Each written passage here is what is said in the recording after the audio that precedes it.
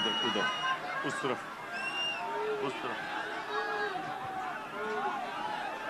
بسم اللہ الرحمن الرحیم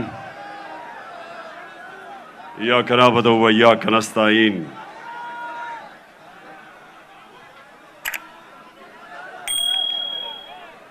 میں آج آپ سب سے جو اندر بھی بیٹھے ہیں اور جو باہر سارے لوگ کھڑے ہیں بیٹھ جاؤ تاکہ وہ دیکھ سکیں. بیٹھ جاؤ نا وہ دیکھ سکیں. جن صاحب بیٹھ جاؤ وہ دیکھ سکیں.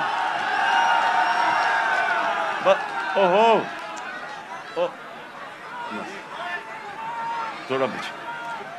اچھا جی, بسم اللہ الرحمن الرحیم. میں یہ چاہتا ہوں کہ آج بڑی خاموشی سے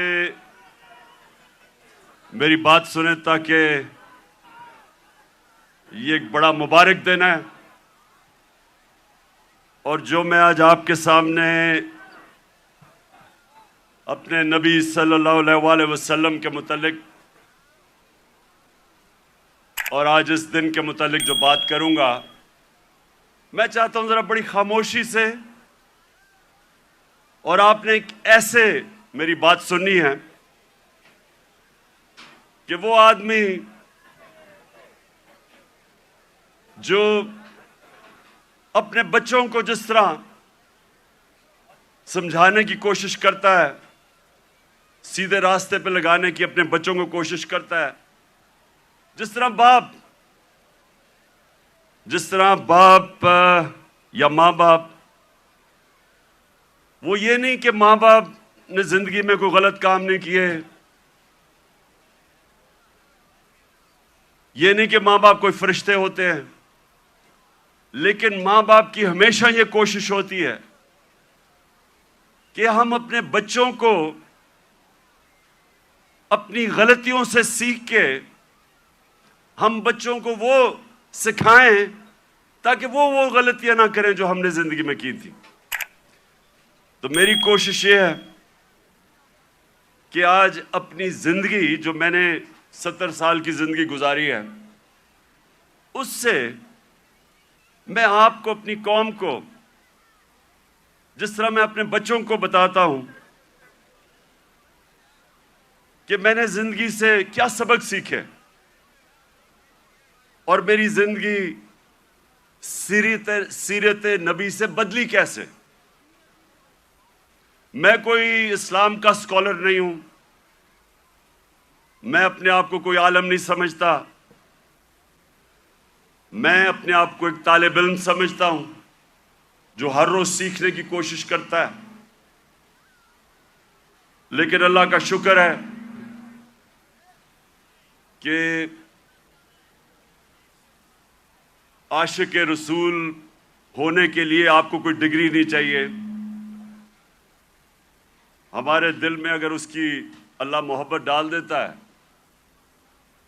تو وہ چاہے ان پڑھ ہو, چاہے کوئی اسکالر ہو, میں سمجھتا ہوں کہ وہ بڑا خوش قسمت انسان ہوتا ہے, کیونکہ اس کی زندگی بدلنی شروع ہو جاتی ہے اگر جب وہ اپنے نبی سے عشق کرتے ہیں اور اس راستے پہ چلیں. تو میں پہلے آپ کو یہ واضح کر دوں کہ میں صرف اپنی زندگی کے تجربے سے آپ کو آج بات کر رہا ہوں اس مبارک دن پہ, کیونکہ دیکھیں میں نے ہر قسم کی زندگی دیکھی ہے. کرکٹ سٹار, گلیمر, مغربی زندگی, اپنا ملک, ہر قسم کی میں زندگی پہ دیکھ کے تو آج آپ سے بات کر رہا ہوں. سب سے پہلے ابھی آپ نے جو یہ فلم دیکھی, اس میں دنیا کی تاریخ کا سب سے بڑا انقلاب آپ نے دیکھا. دنیا کی تاریخ میں کبھی اتنا بڑا انقلاب نہیں آیا. 622 سب یہ تاریخ یاد کر لیں کہ 622 میرے پیارے نبی صلی اللہ علیہ وسلم ہجرت کرتے ہیں مدینہ، 632 وہ دنیا سے چلے جاتے ہیں، پردہ کر دیتے ہیں۔ ان 10 سالوں کے اندر دنیا کی تاریخ بدل جاتی ہے۔ تو جو میں اپنے نوجوانوں کو آج، اپنی یوتھ کو، اپنے بچوں کو، ساروں کو جو میں آپ کے ذہن میں آج ایک چیز ڈالنا چاہتا ہوں کہ وہ کیا تبدیلی آئی ان لوگوں میں جو ابھی آپ نے فلم میں پہلے دیکھا کہ جن کی کوئی حیثیت نہیں تھی، جہالت تھی۔ 2 سپر پاورز، ایک مغرب میں اور ایک مشرق میں، کوئی بھی حیثیت ان لوگوں کی نہیں تھی۔ 10 سالوں میں یہ قوم بدلی اور انہوں نے دنیا کی امامت کی، جو آپ نے بعد میں دیکھا کہ ساری دنیا میں چھا گئے۔ تو وہ کیا چیز تھی؟ وہ ہمارے نبی صلی اللہ علیہ وسلم نے کس طرح ان لوگوں کو تبدیل کیا، کیسے ان کے کیریکٹر بدل گئے، کیسے لیڈرز بن گئے سب۔ مجھے افسوس سے کہنا پڑتا ہے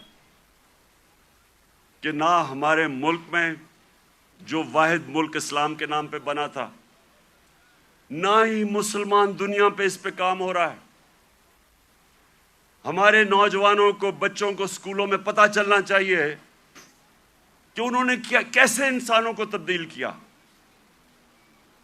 قرآن میں اللہ کہتا ہے، میں کبھی کسی قوم کی حالت نہیں بدلتا جب تک وہ قوم خود اپنی حالت بدلنے کی کوشش نہیں کرتی۔ وہ قوم کی حالت بدل گئی کیونکہ لوگوں نے اپنے آپ کو بدل لیا اور لیڈرز بن گئے۔ تو میں آج کوشش کروں گا کہ آپ کو میں پھر سے کہہ رہا ہوں، میں اسکالر نہیں ہوں، میں نے اپنی زندگی کے تجربے سے، جو میں نے مغرب کا پورا میں سسٹم اندر سے دیکھا ہوا ہے، تعلیم میں نے باہر لی، اس کے بعد ساری دنیا پھرا کرکٹ کی وجہ سے، پھر سیاست، پھر اپنا معاشرہ اندر سے دیکھا۔ تو میں اب آپ کو اپنے طور پہ بتاؤں گا کہ میرے نبی صلی اللہ علیہ وسلم نے کیسے چینج کیا ان کو۔ وہ لوگ پھر سے جن کی کوئی حیثیت نہیں تھی، انہوں نے دنیا کی لیڈرشپ سنبھال لی۔ اور آج میں سمجھتا ہوں کہ ہمارا پاکستان ادھر ہی کھڑا ہے۔ وہ جو نا آپ نے پہلے حالات دیکھے تھے جہالت کے، ہم اس کے بڑے قریب کھڑے ہیں۔ اور ہم نے کیسے بدلنا ہے اپنے آپ کو؟ اگر ہم نے دنیا میں عزت سے رہنا ہے، اور اگر جو بہت بڑی خواب تھی پاکستان کی، علامہ اقبال،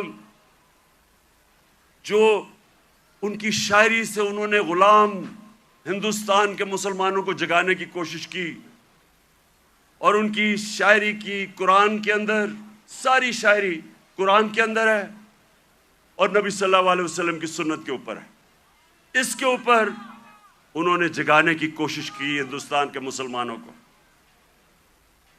اور وہ خواب کیا تھی کہ ہم ایک ایسا ملک بنائیں گے جو دنیا میں مثال بنے گا کہ حقیقی طور پہ اسلام کیا ہے۔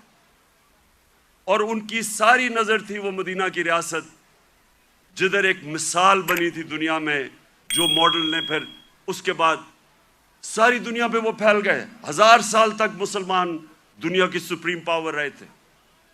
تو وہ میں پھر بھی میں پوری عاجزی سے کہتا ہوں کہ میں کوئی اسکالر نہیں ہوں، میں صرف اپنے تجربے سے اب بات کروں گا۔ دیکھیں سب سے پہلے کیا ہوا، انہوں نے کیسے انسانوں کے کیریکٹر بدلے۔ انہوں نے کیا انہوں نے سب سے پہلے انسانوں کو آزاد کیا، ذہنی طور پہ آزاد کیا، اندرونی طور پہ آزاد کیا، کیونکہ آزاد ذہنی بڑے کام کرتے ہیں۔ غلام ذہن کبھی کوئی چیز ایجاد نہیں کرتے۔ انوویشنز، انوینشنز نئی ایجاد جو چیزیں ہوتی ہیں وہ آزاد مائنڈ کرتے ہیں, غلام نہیں کر سکتا. ایک غلام اچھا غلام ہی بنتا ہے, کاپی کرتا ہے. آزاد ذہن بڑے کام کرتا ہے, اور اس کی وجہ کئی 100 سال تک سارے دنیا کے ٹاپ سائنٹسٹ مسلمان تھے, اور وہ اس کی بنیاد رکھی گئی مدینہ میں. تو سب سے پہلے انہوں نے کیا کیا؟ میری زندگی میں جو سب سے بڑی رکاوٹ ایک انسان کی پرواز میں ہے وہ ہے خوف. اور میں بار بار یہ اپنی قوم کو بتاتا رہتا ہوں کہ جو خوف کا بت ہے اس کا توڑنا بڑا ضروری ہے. تو میرے نبی صلی اللہ علیہ وسلم تو جو قرآن تھی وہ چلتے پھرتے قرآن تھے. تو قرآن کے اندر جو واضح طور پہ لکھا ہوا ہے کہ جو لوگ ایمان لے آئے اللہ ان کے خوف دور کر دیتا ہے. خوف کا سب سے بڑا خوف موت کا. اللہ نے کہا زندگی موت میرے ہاتھ میں ہے. لوگ ابھی بھی ڈرتے ہیں موت سے, جب پتہ ہے کہ اللہ نے فیصلہ کیا ہوا کہ جب میں چاہوں گا تم اس سے پہلے نہیں جاؤ گے. عزت ذلت اللہ کے ہاتھ میں. لوگ ڈرتے ہیں کہ ہم ذلیل ہو جائیں گے. میں جب سے سیاست شروع کی لوگ مجھے کہتے تھے جی سیاست بہت بری چیز ہے, آپ کو ذلیل کر دیں گے وہ. اور پھر رسک, لوگ اپنی نوکریاں نہیں چھوڑتے, غلط کام کرتے ہیں, غلط آرڈر لیتے ہیں صرف اس لیے کہ جی میری نوکری نہ چلی جائے, میرا رسک نہ چلا جائے. اللہ نے کہا وہ میرے ہاتھ میں ہے. یہ بڑا امپورٹنٹ ہے آپ کے لیے سمجھنا کہ وہ کیسے چینج آئے مدینہ کے لوگوں. وہ آزاد ہو گئے, ان کی پرواز اوپر جانی شروع ہو گئی. میں اپنی زندگی سے آپ کو بتاؤں, جیسے جیسے اللہ نے, اور جو اس کا سب سے بڑا تحفہ ہے ایمان کا, جیسے جیسے میں نے نبی صلی اللہ علیہ وسلم کی زندگی کو پڑھنا شروع کیا, سیرت نبی کو سمجھنا شروع کیا, تو یہ آہستہ آہستہ میرے بت ٹوٹتے گئے. یہ نہیں کہ میرے میں بھی خوف نہیں تھا, میرے میں بھی خوف تھا. مجھے بھی یہ ہوتا تھا کہ جی لوگ مذاق اڑائیں گے, لوگ ہنسیں گے آپ کے اوپر. مجھے بھی میں تو بلکہ زیادہ, مجھے بچپن میں بہت ہی شرم آتا تھا, تقریر ہی نہیں ہوتی تھی لوگوں کے سامنے. تو مجھے ہمیشہ خوف ہوتا تھا کہ اچھا جی لوگ مذاق اڑائیں گے. جیسے جیسے ایمان آتا گیا, میں نے نبی کی سیرت سمجھتا گیا, آہستہ آہستہ یہ بت ٹوٹتے گئے. پہلا بت جو میرا ٹوٹا وہ یہ کہ یہ جی آپ ذلیل ہو جائیں گے, آپ کو اگر پالیٹکس میں آئیں گے آپ ذلیل ہو جائیں گے. یہ جو بت ہے یہ میں آپ سب کو آج بتا رہا ہوں, یہ اس لیے کہ ہماری ایمان کمزور ہوتا ہے. آج جتنا مجھے, جب سے میں سیاست میں آیا ہوں, جتنا مجھے برا بھلا کہا گیا, اگر مجھے ذلت کا ڈر ہوتا تو میں بڑی پہلے چھوڑ کے چلا گیا ہوتا. جس طرح کے میرے اوپر ذاتی اٹیکس, ہر قسم کے میرے اوپر, جس طرح کی انہوں نے گندگی میرے اوپر پھینکی ہے 20 سالوں میں 26 سالوں میں, کسی اور سیاستدان پہ نہیں پھینکی. فیملی کو نہیں چھوڑا, گھر کی خواتین کسی کو نہیں چھوڑا انہوں نے. لیکن کیا یہ اب آپ کے سامنے ہے, میں اپنی ساری قوم کے سامنے کہہ رہا ہوں, کیا مجھے انہوں نے ذلیل کرنے میں کامیاب ہو گئے؟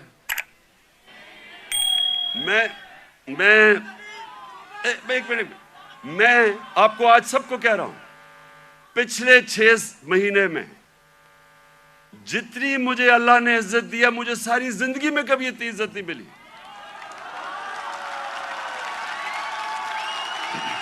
تو اس کا تو میں آپ کے سامنے ہوں. سنیں غور سے سنیں.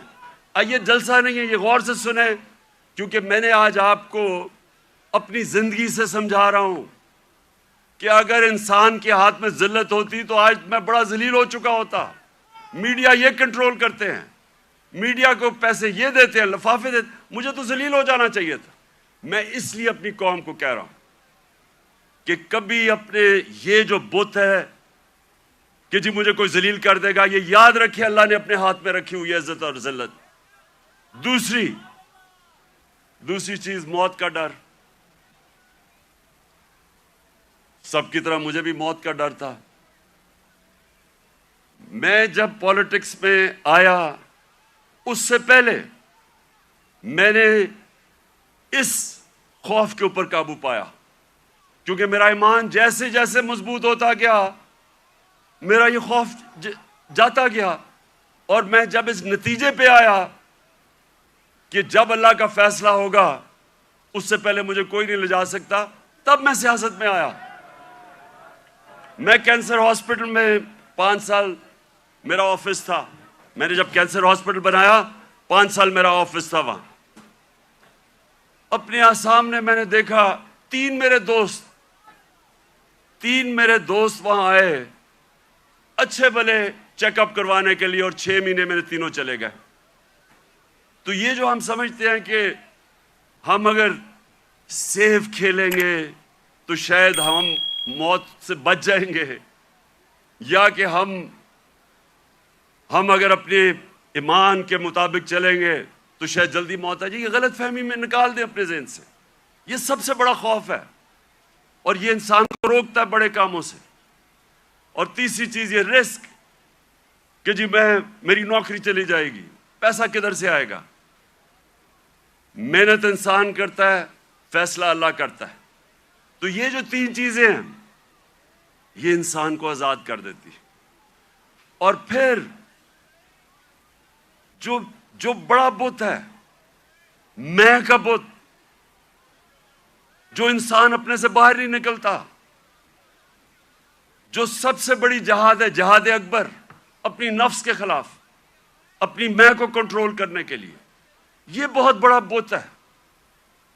اپنی ذات کے لیے، اپنے آپ کے لیے انسان سمجھتا نہیں ہے کہ اس کو اللہ نے کتنا بڑا مقام رکھا ہے۔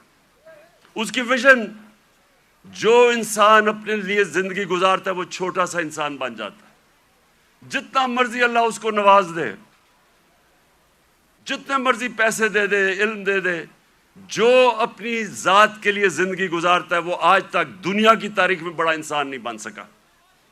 لوگ کس کو یاد رکھتے ہیں؟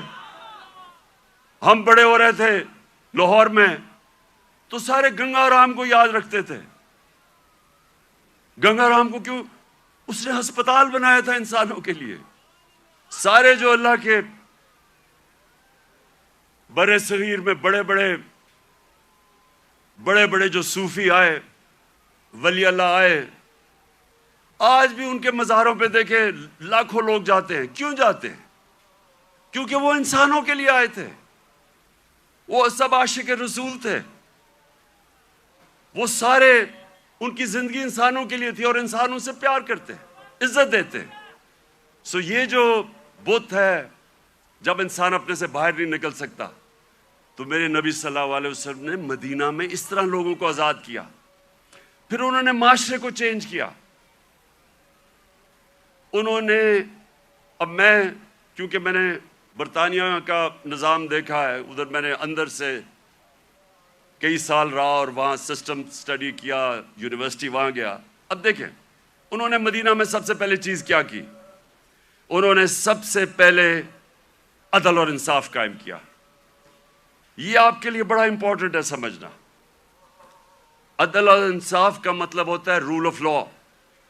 رول آف لا کا مطلب ہوتا ہے سب لوگوں کے لیے ایک قانون، قانون کے سامنے سب ایک برابر، کوئی قانون سے اوپر نہیں ہے۔ یہ بڑا ضروری ہے آپ کو سمجھنا، کیونکہ بدقسمتی سے پاکستان میں ہم نے رول آف لا دیکھا ہی نہیں ہے۔ میں جب شروع میں گیا برطانیہ تو پہلی دفعہ میں نے رول آف لا دیکھا، کوئی قانون کے اوپر نہیں۔ وہ جا رہا، ان کا جو پرائم منسٹر ہے اس کی جرت نہیں ہے قانون توڑنے کی۔ ہم نے جب شروع میں دیکھا، جو ان کا برطانیہ کا جو شہزادہ تھا پرنس چارلز، اس کو ٹریفک وارڈن نے روک کے فائن کر دیا، وہ سپیڈ کر رہا تھا۔ وہاں کوئی قانون سے اوپر نہیں تھا۔ ابھی آپ نے دیکھا کہ برطانیہ کا پرائم منسٹر، جو کہ باہری اکثریت سے جیتا تھا، اس کو صرف نکال دیا گیا اس وجہ سے کہ انہوں نے کہا کہ اس نے جو لوگوں کے لیے قانون بنایا تھا سوشل ڈسٹنسنگ کا کرونا کے دوران، اس نے اس کے پر عمل نہیں کیا، اس پہ نکال دیا۔ قانون کی بالادستی، اور یہ میرے نبی صلی اللہ علیہ وسلم نے مدینہ میں کہا کہ میری بیٹی بھی اگر جرم کرے گی تو اس کو سزا ملے گی، کوئی قانون سے اوپر نہیں ہے۔ انہوں نے جو عدل اور انصاف کا نظام قائم کیا، یہ یاد رکھیں کہ پہلے عدل اور انصاف آیا پھر خوشحالی آئی، یہ نہیں کہ پہلے خوشحالی آئی اور پھر انصاف ہوا۔ انصاف کی وجہ سے خوشحالی آتی ہے معاشرے میں۔ جو آج دنیا کے اندر ایک انڈیکس ہے، اسے کہتے ہیں رول آف لا انڈیکس، کہ کن معاشروں میں دنیا میں قانون کی بالادستی ہے اور کن معاشروں کے اندر جنگل کا قانون ہے، یعنی جس کی لاٹھی اس کی بھینس۔ آپ کو حیرت ہوگی سن کے کہ جس ملک پہ سب سے زیادہ قانون کی حکمرانی ہے، یعنی انصاف ہے، جو مدینہ کی ریاست میں قائم کیا گیا، وہ ہے سوئٹزرلینڈ۔ سوئٹزرلینڈ میں 99.9% رول آف لا انڈیکس ہے، یعنی مکمل انصاف ہے وہاں کوئی انسان قانون کے اوپر نہیں ہے۔ سب سے خوشحال جگہ ہے سوئٹزرلینڈ، وسائل ہے ہی نہیں۔ اور سب سے کم رول آف لا انڈیکس پہ کون ہے؟ نائجیریا، 7%، وہ ہے تقریباً 100%، وہ ہے 7%۔ نائجیریا سب سے زیادہ افریقہ میں تیل نائجیریا میں ہے، اسے تو بڑا امیر ہونا چاہیے وسائل کے حیثیت سے۔ سوئٹزرلینڈ میں تو سوائے گائے اور پہاڑوں کے ہے ہی کچھ نہیں، وہ سب سے خوشحال ہے۔ اور نائجیریا میں سب سے زیادہ غربت ہے، کیونکہ قانون ہی نہیں ہے، انصاف ہی نہیں ہے۔ وہاں بھی اوپر تکڑے لوگ بیٹھے ہوئے ہیں جو کہتے ہیں ہم قانون کے اوپر ہیں، قانون صرف کمیوں کے لیے ہے۔ ادھر بھی کوئی وہ ملک جدھر افریقہ میں سب سے زیادہ تیل ہے، وہاں غربت ہے، کیونکہ صرف 7% رول آف لا انڈیکس ہے۔ اور آپ کو افسوس ہوگا کہ تقریباً ساری مسلمان دنیا 20% سے کم ہے، پاکستان بھی 10% سے کم ہے۔ ہمارا یہ حال ہے، تو کیسے خوشحالی آئے گی؟ کیونکہ ہم نے جو میرے نبی صلی اللہ علیہ وسلم نے مدینہ کی ریاست میں جو پرنسپل سیٹ کیے تھے، نمبر 1 تھا انصاف۔ وہ آپ کے سامنے تماشا ہو رہا ہے ملک میں، جو طاقتور ہے وہ اپنا ہی پروسیکیوٹر بھی رکھ رہا ہے، نیب کا ہیڈ بھی اپنا، FIA بھی، اور بچتے بھی جا رہے ہیں۔ اور جیلوں کے اندر پھنسے ہوئے بیچارے غریب لوگ، آپ جیلوں والے جو غریب لوگ ہیں انہیں بھی کہیں جی اپنا پروسیکیوٹر لا لیں، وہ سارے بچ جائیں گے۔ اور پھر یہ بار بار میں اپنی قوم کو وہ حدیث سناتا ہوں کہ میرے نبی نے کہا، نبی صلی اللہ علیہ وسلم نے کہا کہ تمہارے سے پہلے بڑی قومیں تباہ ہوئیں جدھر چھوٹے چوروں کو جیلوں میں ڈالتے تھے اور بڑے ڈاکوؤں کو آپ پکڑتے نہیں تھے۔ یہ تباہی کا انہوں نے بتایا۔ اور آج آپ دنیا میں دیکھ لیں، جو ملک بڑے ڈاکوؤں کو نہیں پکڑ سکتا وہ غریب ہیں سارے، وسائل کے باوجود۔ سو نمبر 1 پرنسپل انہوں نے سیٹ کیا رول آف لا۔ نمبر 2، اور رول آف لا کے ساتھ میرٹ، کیونکہ جدھر انصاف ہوتا ہے ادھر ہی میرٹ ہوتی ہے۔ آج آپ مغربی یہ ملک پہ چلے جائیں، سارے جتنے امیر ملک ہیں سب 90% سے زیادہ رول آف لا ہے، اور رول آف لا کے ساتھ میرٹ آ جاتی ہے۔ اور دوسری چیز، میرے نبی صلی اللہ علیہ وسلم نے امر بالمعروف و نہی عن المنکر، وہ جو اللہ کا حکم ہے کہ ساری عوام کو اللہ کا فرمان ہے کہ تم نے اچھائی کے ساتھ کھڑا ہونا ہے اور برائی کے خلاف کھڑا ہونا ہے، یہ ہے بیسز ایک مہذب معاشرے کی۔ میں اب آپ کو بتاؤں، میں نے جو انگلینڈ میں دیکھا، کیونکہ میں نے پھر سے آپ کو کہوں اندر سے میں نے وہ معاشرہ دیکھا، ایک دفعہ کسی آدمی کے اوپر یہ الزام لگ جائے کہ اس نے چوری کی ہے، کرپشن کی ہے، وہ جو مرضی ہو، سارا جو اس کے دوست بھی ملنا چھوڑ دیتے ہیں، ان کے ملنے والے بھی ان کو ملتے نہیں ہیں، وہ جاتے ریسٹورنٹس میں جاتے ڈرتے ہیں۔ کیوں؟ ہمارے وہ جو باہر گئے ہوئے ان کو واضح پڑتی ہیں جو ہمارے باہر بیٹھے ہوئے ہیں کیوں آوازیں پڑتی ہیں؟ کیونکہ سنیں کیوں پڑتی ہے؟ کیونکہ وہ اس معاشرے میں ہوتا ہی ایسے ہے.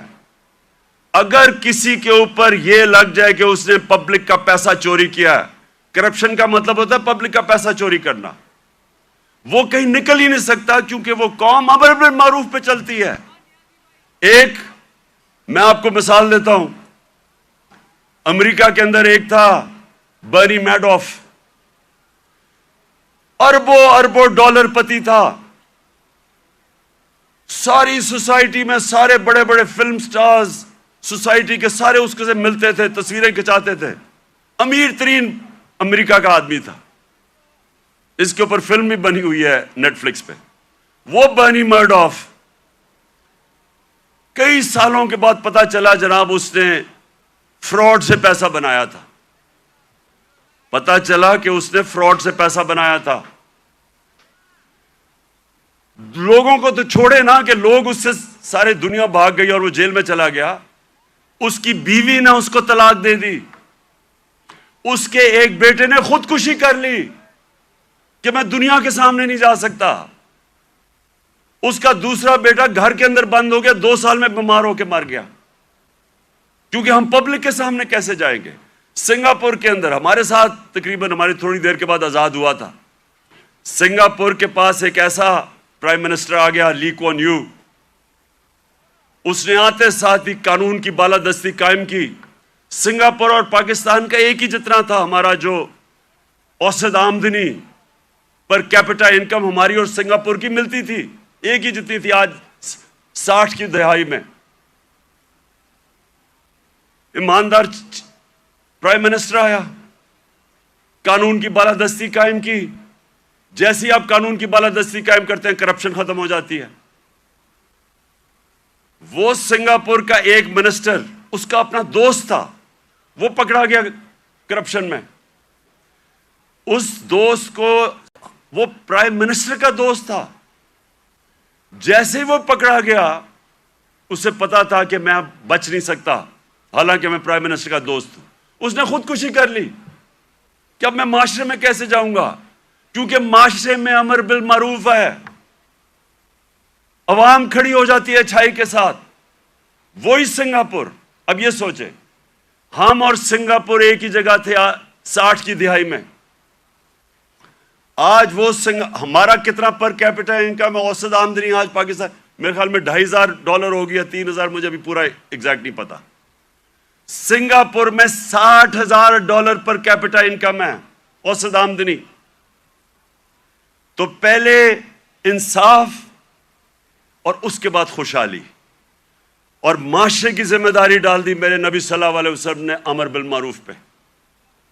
تیسری چیز، انہوں نے اپنے معاشرے کے اندر مدینہ کی ریاست میں کیا کیا؟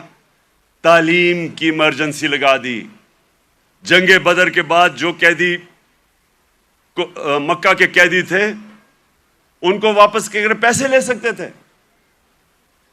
کیونکہ مسلمان تو غریب تھے تب. بلکہ جنگ بدر میں میں اتنا بھی پڑھ رہا تھا کہ کئی لوگوں کے پاس تلواریں بھی نہیں تھے، ڈنڈوں سے لڑے ہیں. تو وہ تو قیدیوں کو واپس کر کے پیسے لے سکتے تھے، ہتھیار خرید سکتے تھے. دنیا کے عظیم لیڈر نے کہا نہیں، جو 10 مسلمانوں کو پڑھا لکھا دے گا اس کو ہم آزاد کر دیں گے.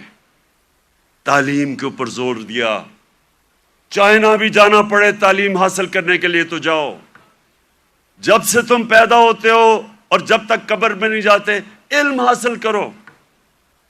اس لیے صدیوں تک ٹاپ سائنسدان مسلمان تھے. تعلیم کے بغیر معاشرہ اوپر نہیں جاتا.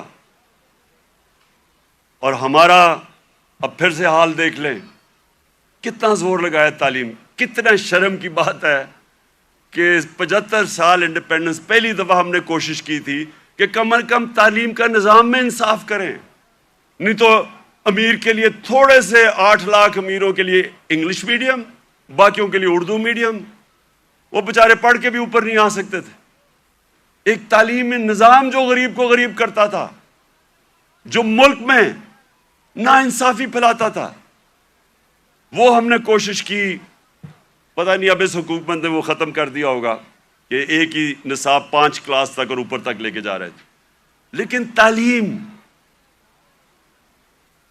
یہ تیسری چیز میرے نبی صلی اللہ علیہ وسلم نے مدینہ میں کہا، تعلیم کے اوپر انہوں نے زور دیا، جس کی وجہ سے مسلمان اوپر گیا۔ اور پھر فلاحی ریاست، انسانیت کا نظام، دنیا کی تاریخ میں پہلی دفعہ انہوں نے ایک فلاحی ریاست بنائی، اور یقین کریں مجھے پتہ ہی نہیں تھا فلاحی ریاست کیا ہوتی ہے جب تک میں برطانیہ نہیں گیا۔ میں جب پہلی دفعہ برطانیہ گیا، میں نے پہلی دفعہ فلاحی ریاست دیکھی، کسی مسلمان ملک میں نہیں دیکھی۔ جو انہوں نے مدینہ کی ریاست میں پہلی دفعہ انسانیت کا نظام لے کے آئے تھے کہ کوئی کمزور آدمی، اس کی ریاست نے ذمہ داری لی تھی، غریبوں کی۔ آپ حیران ہوں گے کہ جو پینشنز تھیں، بوڑھوں کی بھی ذمہ داری پہلی دفعہ دنیا کی تاریخ میں مدینہ کی ریاست نے لی تھی، یتیموں کی، معذوروں کی، بیواؤں کی۔ ایسا نظام کبھی پہلے نہیں آیا تھا۔ تو اسٹیٹ نے انسانیت کا نظام لے کے آیا، اور مجھے افسوس سے کہنا پڑتا ہے کہ آج آپ یورپ چلے جائیں، میں نے اسکینڈینیویا جو بہترین، میں سمجھتا ہوں کہ اس نظام کے قریب مدینہ کے ریاض جو میں نے دیکھا ہے وہ ڈنمارک، سویڈن، ناروے۔ آپ وہاں دیکھیں، آپ اپنے پاکستانی رہتے ہیں وہاں، ان سے پوچھے تو صحیح کہ انسانیت کیا ہوتی ہے۔ میں بار بار کہتا ہوں، وہ اپنے جانوروں کا ہمارے سے بہتر دھیان رکھتے ہیں۔ وہ حضرت عمر کا قول تھا کہ اگر کتا بھی بھوکا مرے میری ریاست میں تو میں ذمہ دار ہوں۔ آج ادھر آپ دیکھ لیں، ان کا RSPC ہے، کتے آپ کو سڑکوں پہ نہیں نظر آئیں گے، وہ ان کو ہومز دیتے ہیں، ان کو کھلاتے ہیں پلاتے ہیں۔ یعنی وہ جو ہم نے دنیا میں شروع کیا تھا، جو میرے نبی صلی اللہ علیہ وسلم نے انسانیت کا نظام دنیا میں شروع کیا تھا، وہ آج ان ملکوں میں مل رہے ہیں جو مسلمان نہیں ہیں۔ اور یہ یاد رکھیں، یہ کبھی نہیں ہمیں بھولنا چاہیے کہ اللہ نے خطاب میرے نبی صلی اللہ علیہ وسلم کو رحمت للعالمین کہا تھا، سب انسانوں کے لیے رحمت بن کے آئے تھے، جس طرح میرا رب العالمین ہے۔ اس کا کیا مطلب ہے؟ سب سے پہلے تو جو میثاق مدینہ تھا، انسانوں کو اکٹھا کیا گیا۔ جو میثاق مدینہ چارٹر، مدینہ کا جو چارٹر تھا، جو پہلی کانسٹیٹیوشن تھی، بلکہ دنیا میں کہتے ہیں کہ دنیا میں پہلی کانسٹیٹیوشن تھی، اس میں انسانوں کو اکٹھا کیا گیا۔ وہاں عیسائی تھے، وہاں مسیح برادری تھی، وہاں یہودی تھے، ان سب کو اکٹھا کیا گیا۔ انسانوں کو تقسیم نہیں کیا گیا، اکٹھا کیا گیا۔ تو یہ لیڈر کی نشانی ہوتی ہے کہ لوگوں کو، انسانوں کو اکٹھا کرتا ہے، تقسیم نہیں کرتا۔ لیکن اس کا ایک اور بھی مطلب ہے کہ جو بھی معاشرہ میرے نبی صلی اللہ علیہ وسلم کے احکامات پہ چلے گا، جو بھی ان کی سیرت پہ چلے گا، وہ مسلمان ہیں یا نہیں ہیں، اللہ کی ان کی برکت آ جائے گی ان کے اوپر، کیونکہ وہ رحمت للعالمین تھے۔ اگر صرف ان کی سیرت پہ چل کے مسلمانوں کو ہی فائدہ ہونا تھا تو اللہ ان کو رحمت للعالمین نہ کہتے، رحمت المسلمون ہوتے وہ۔ تو اس لیے آج اگر آپ دیکھتے ہیں ملکوں کی خوشحالی، آپ دیکھیں کہ کتنی طور پہ وہ میرے نبی صلی اللہ علیہ وسلم کی سیرت پہ چل رہے ہیں۔ آپ کو حیران ہوں گے کہ جب ہم نے بھی شروع میں پڑھا، ہم بھی حیران ہوئے۔ میں نے بہت پہلے پڑھا، محمد عبدو بڑا اسکالر تھے، بہت بڑے عالم تھے اسلام کے۔ وہ جب پہلی دفعہ یورپ کوئی 125 سال پہلے گئے اور مصر سے گئے، تو جب وہ مصر واپس آئے، انہوں نے کیا کہا؟ انہوں نے کہا میں یورپ گیا تھا، وہاں مسلمان تو نہیں نظر آئے، لیکن بڑا اسلام نظر آیا۔ اور جب واپس مصر آئے تو کہتے مسلمان تو بہت ہیں، اسلام بہت کم نظر آ رہا ہے۔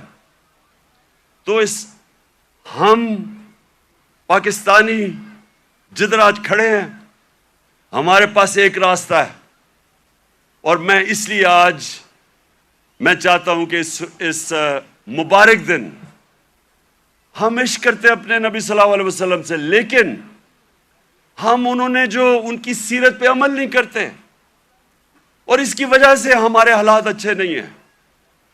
اور میرا یہ ایمان ہے کہ جب تک ہم وہ جو انہوں نے راستہ بتایا اس پہ نہیں چلیں گے، ہمیں عزت نہیں ملنے لگی۔ پرائم منسٹر باہر جاتا ہے اور بھیک مانگ رہا ہوتا ہے، جی مجھے پیسے دے دو نہیں تو ہمارا ملک تباہ ہو جائے گا۔ سب 22 کروڑ لوگوں کے لیے، ہم سب کے لیے شرمناک ہے کہ وہ ملک جس کا نعرہ تھا پاکستان کا مطلب کیا، لا الہ الا اللہ، یہ بڑا نعرہ ہے، یہ دعویٰ ہے بہت بڑا، یہ اللہ سے وعدہ ہے کہ اللہ تیرے سوا کوئی خدا نہیں ہے، وہ آج ایسے پھر رہا ہے دنیا میں، کوئی آتا ہے گورے رنگ کا، کوئی باہر سے آ جاتا ہے، سارے گر جاتے ہیں اس کے سامنے۔ نہ عزت ہے، نہ آزادی ہے۔ جو حکم ملتا ہے کہ اچھا جی روس سے تیل نہیں لینا، ہم نہیں لیتے کیونکہ حکم آیا باہر سے۔ تو میرے پاکستانیوں، ہمیں آج اس مبارک دن پہ اپنے ریفلیکٹ کرنا ہے، غور اور فکر کرنا ہے کہ ہم نے کیسے اس قوم کو اس قوم ادھر پہنچانا ہے جس کے لیے یہ ملک بنا تھا۔ یہ ملک اس لیے نہیں بنا تھا کہ تھوڑے سے لوگ، 1% لوگ امیر ہو جائیں اور پیسے بنائیں اور قانون کے اوپر چلے جائیں اور باقی لوگ ان کی غلامی کریں، اس لیے نہیں ملک بنا تھا۔ ملک بنا تھا، ایک بڑا خواب تھا کہ ہم ان پرنسپلز پہ چلیں گے، اور دنیا کی تاریخ شاہد ہے کہ وہ 10 سالوں کے اندر، 10 سال، زیادہ دیر نہیں، 10 سالوں کے اندر وہ قوم کھڑی ہو گئی تھی۔ پہلے 4-5 سال تو مشکل سے، پہلے 4-5 سال تو امہ سروائیو کر رہی تھی بڑی مشکلوں سے، کبھی جنگ احد، پھر جنگ خندق، بڑی مشکلوں سے امہ نے اپنے آپ کو بچایا، قربانیاں دے کے اپنے آپ کو بچایا۔ اس کے بعد وہ پھر ان کا عروج شروع ہوا۔ قومیں قربانیاں دے کے بنتی ہیں، قومیں بھیک مانگ کے اور قرضے دے کے اور دوسروں کے سامنے ذلیل ہو کے نہیں قومیں بنتی۔ قومیں بنتی ہیں جب، جس طرح دنیا کے عظیم لیڈر نے اپنی مثال دی کہ جب جنگ خندق کے اندر مشکل وقت تھا، کھانا پینا نہیں تھا کیونکہ وہ چاروں طرف مکہ کے وہ کفار نے گھیرا ہوا تھا ان کو، تو لوگوں کو کہا پیٹ ایک پتھر باندھو پیٹ پہ، اپنے پیٹ پہ 2 پتھر باندھے ہوئے تھے۔ لیڈر نے قربانی دے کے اپنی قوم کو کھڑا کیا تھا۔ اور یہ وہ قوم اللہ نے جس کو ہر قسم کی نعمتیں بخشی ہیں، ہمیں 12 موسم، ہر قسم کی، یہاں آپ کو اندازہ ہی نہیں ہے۔ میں تو 3.5 سال میں اقتدار میں پتہ چلا کہ اللہ نے کیا دیا ہے۔ لیکن ہمیں کیریکٹر چاہیے، ایک کیریکٹر چاہیے ایک بڑی قوم بننے کے لیے، جو ہمارے نبی صلی اللہ علیہ وسلم نے ان کو آزاد کیا تھا، ان کا کیریکٹر اٹھایا تھا۔ ایسا کیریکٹر تھا کہ انڈونیشیا اور ملیشیا کے اندر کوئی مسلمان فوج نہیں گئی، صرف مسلمان تاجروں کی وجہ سے، ان کے کیریکٹر کو دیکھ کے لوگ مسلمان ہو گئے۔ حضرت معین الدین چشتی جب راجپوتانہ میں آئے تو وہاں تو کوئی مسلمان ہی نہیں تھا، راجپوتانہ میں تو کوئی مسلمان نہیں تھا۔ جب وہ گئے تو لاکھوں لوگ ان کے جنازے پہ آئے۔ کیریکٹر سے انہوں نے بدلا۔ جو ساری جو 10 سال تھے، 622 اور 632، ٹوٹل لوگ کہتے ہیں جی تلوار سے اسلام پھیلا، جو ٹوٹل جو مسلمان اور جن کا مقابلہ تھا مخالف، جو ٹوٹل لوگ جنگوں میں مرے تھے وہ 1200-1300 تھے۔ 1200-1300 10 سال میں لوگ جنگوں میں مرے تھے۔ فکری انقلاب تھا، ذہن بدل گئے تھے، اور ذہنوں نے انسان کو بڑا انسان بنایا تھا، آزاد ذہنوں نے۔ تو آج میں اس لیے یہ بڑا مبارک دن ہے کہ ہم سب کو آج اپنے ملک کو اٹھانے کے لیے اپنا کیریکٹر غور کرنا چاہیے کہ ہم اپنے آپ کو کیسے بدل سکتے ہیں۔ نبی کی سیرت پہ چلیں۔ میں نے رحمت اللہ عالمین اتھارٹی بنائی، مقصد اس کا کیا تھا کہ ہمارے بچوں کو سیرت نبی سے ان کا کیریکٹر مضبوط کریں۔ یونیورسٹی کالجز کے اندر ڈیبیٹس ہوں، سارے ڈسکس کریں، ہمارے انٹلیکچ ہماری جو اسکالرز ہیں وہ ڈسکس کریں کہ اللہ نے کیوں ہمیں حکم دیا ہوا ہے کہ نبی کی سنت پہ چلو، ہماری بہتری کے لیے، اور وہ کیا انہوں نے قدم کیا کرے، کیسے چینجز کیے، ایک ایک ایسے اتنی دنیا میں اتنے تھوڑے وقت، دنیا کی تاریخ میں اتنے تھوڑے وقت کبھی اتنے گریٹ لوگ نہیں آئے۔ ہر انسان کوئی نہ کچھ بن گیا۔ اگر یہ مغرب میں ہوتے آج یہ فینومینا، تو ایک ایک کے اوپر کتابیں لکھی جا رہی ہوتی، حضرت خالد بن ولید پہ کتابیں لکھی جا رہی ہوتی، ان کے اوپر ریسرچ ہوتی کہ وہ کیا تھا، کبھی وہ جنگ ہی نہیں ہارے، اور ہر کوئی جنرل بن گیا۔ حضرت بلال 2 کیمپینز میں وہ لیڈ کر کے گئے، ایک غلام ایک جنرل بن گیا۔ اس کے اوپر کبھی کام نہیں کیا، ہمارے اسکالرز نے نہیں کام کیا۔ رحمت اللہ عالمین اتھارٹی کا مطلب ہی یہ تھا کہ اسکالرشپ آئے اور وہ کام کرے اس پہ، تاکہ اپنے یوتھ کو تو بتائے، کیونکہ اگر آپ نہیں بتائیں گے ان کے اوپر تو مغربی کلچر کی جلغار ہوئی ہے۔ موبائل فون سے بچوں کو وہ مٹیریل مل رہا ہے جو انسانی تاریخ میں نہیں بچے اب کو ملا۔ تو جب تک آپ ان کو سیرت نبی سے ان کو مضبوط نہیں کریں گے، وہ کیسے، یہ جو اتنا آنسلاٹ ہے ایک وہ کلچر کا جو بالکل مختلف ہے ہمارے دین سے، ہماری تاریخ سے، ہمارے کلچر سے، وہ کیسے مقابلہ کریں گے ان کو جب تک ان کو آپ مضبوط نہیں کریں گے۔ وہاں تو جو کلچر آ رہا ہے ٹیلی فون سے، میں ابھی آپ کو بتا دیتا ہوں، وہ یہ کہہ رہا ہے کیونکہ ٹیکنالوجیکلی وہ اتنے آگے نکل گئے ہیں، اس کا مطلب ہر چیز میں وہ آگے ہیں، اس کا مطلب ہمارا دین بھی آؤٹ ڈیٹ ہو چکا ہے، ہمارا کلچر بھی آؤٹ ڈیٹ ہو چکا ہے۔ تو بےچارے ان کو کاپی کرنا شروع کر دیتے ہیں بچے، اور غلطی ہماری ہے کیونکہ ہم ان کو بتا ہی نہیں سکے کہ دوسرا ہمارا ہے کیا، جو علامہ اقبال کوشش کرتے رہے۔ تو یہ رحمت اللہ عالمین اتھارٹی کا مقصد ہی یہ تھا کہ ہم ابھی سے اپنے بچے، کالج اسٹوڈنٹس، یوتھ، ان کو تیار کریں کہ 21ویں صدی میں آپ نے کیسے آپ نے فیس کرنا دنیا کو۔ ماں خاص طور پہ ماؤں کے اوپر جو اب پریشر ہے، مجھے تو پتہ ہے کیا پریشر پڑا ہوا ہے، یہ موبائل فون کی وجہ سے جو بچوں کے لیے اب آ گیا۔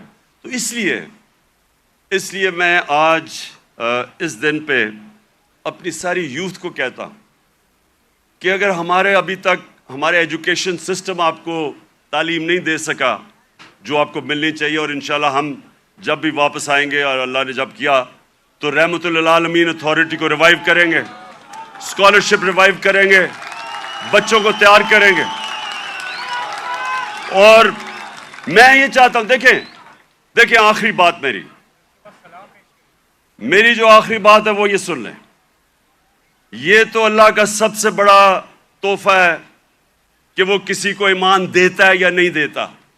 کوئی کسی کو زبردستی دین میں نہیں لا سکتا، لیکن ہمارا فرض یہ ہے کہ کم از کم ہم اپنی یوتھ اور بچوں کو ان کی فاؤنڈیشن تو بنا دیں، ان کی بنیاد تو رکھ دیں، ان کو بتا تو دیں کہ آپ کا دین، اور خاص طور پہ شروع ہمیشہ سیرت نبی سے کریں، اس کے بعد قرآن کی تعلیم دیں۔